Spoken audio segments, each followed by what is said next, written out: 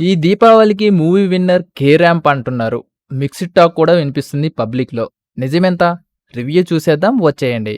అసలు స్టోరీ ఏంటంటే, కుమార్ అబ్బవరం అలియాస్ కిరణ్ అబ్బవరం అల్లరి చిల్లరగా తిరిగే మిలియనేర్ కొడుకు.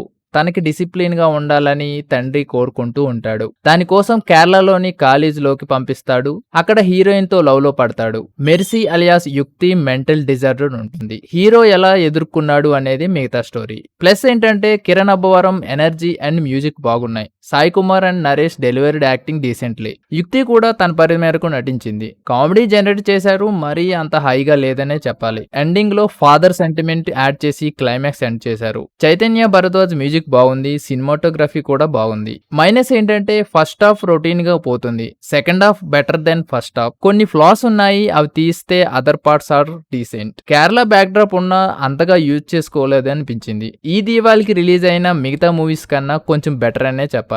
నో ఎక్స్పెక్టేషన్స్ తో వెళ్ళండి, మీరు కూడా ఎంజాయ్ చేస్తారు. It's one time watchable movie. Review గానీ నచ్చితే please like, share, comment and subscribe to Senior tiles.